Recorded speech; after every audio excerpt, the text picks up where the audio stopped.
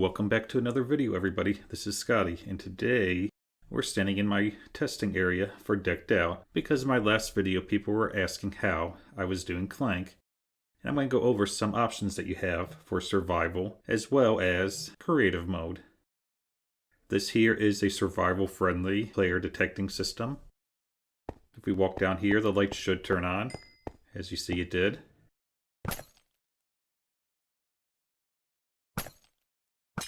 This is done with a dispenser, an experience orbs, and an observer.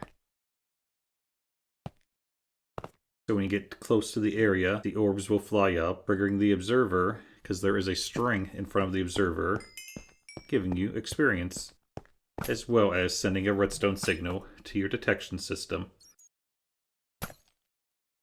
So this system works in survival, and it is fairly cheap, yet expensive if you don't have a good villager trading hall.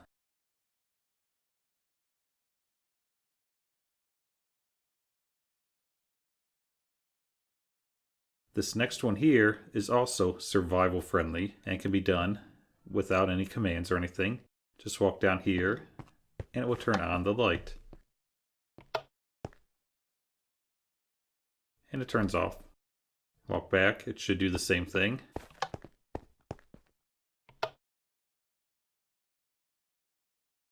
This one is achieved with a bat. When you get close to the bat, it will fly around, triggering the pressure plate. And then when you walk away, it should settle down. Of course, it's not going to settle down this time. There we go. The hard part is collecting all of your bats and getting them into your spot because you cannot move them in a minecart. The final survival-friendly player detector system is a redstone block on an observer. As you see here, it triggers a signal when you stand on it. So this one is fairly easy to build as well. Just put some carpet over top of it.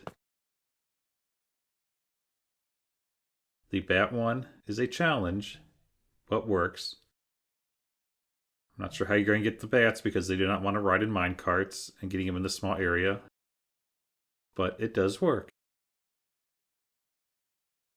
Now the one we're using for Decked Out over there is this one. It is based off of a command block with some commands.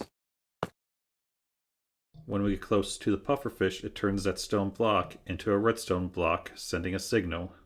This here is an easy compromise for the system, and since we are building this in creative mode, it worked well. But like I said, we have some other options for the ones who want to build this in survival. As we head over to Decked Out, a lot of work has been done. Let's go ahead and start showing you some of the things that have been completed. The redstone under the scoreboard is done. Also, the card readers are now installed and working.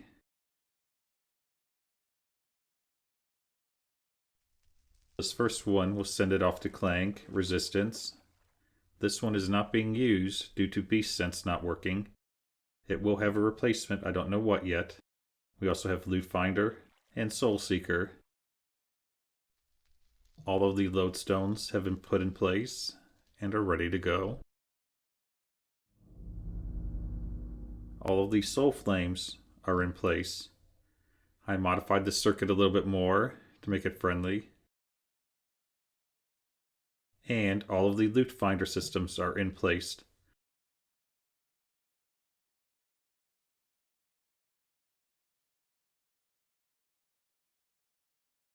And we have redstone everywhere. I did modify my Clank wall system, since in the last video it was clicking like crazy, and I do not like clicking sounds.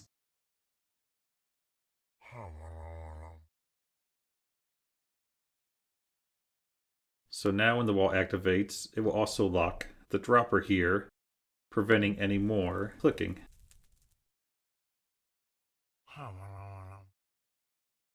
Let's go underneath. And it is a big mess down here. I am trying to color code everything so it's easy to understand what everything is doing. The stealth player system has also been modified a little bit due to the bug I saw in the last video where it activated Clank when it shouldn't have.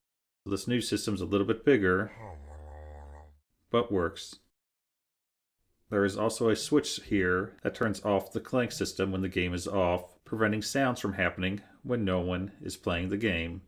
Right now, the Clank system is set to a 1 out of 7 chance of generating Clank. This is what it's currently set to. And here are some of the people who have helped on this so far with some of the building and some redstone designs that are used within the dungeon. The hall is pretty much finished now with scoreboards everywhere, ready to go. Let's go to this one. As you see, the light is on. That means there's a trade-in underneath. So if we open this up, in the lower barrel, we have those items there. And the light turns off. We place 4 coins in. They stay in here. They don't go down until you press the button. Once they're down there, it turns on the lower light and the top light, and also prevents you from sending anything else down until the admin comes through and clears it out.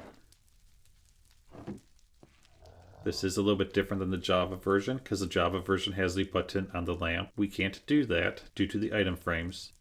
And here's the redstone down here behind it. Fairly compact, but it is complicated a little bit.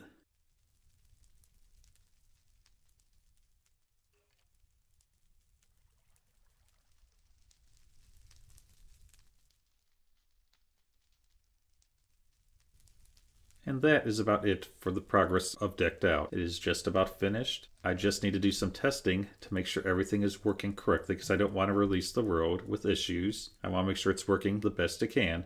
So hopefully it will be ready soon. Thank you for watching this video.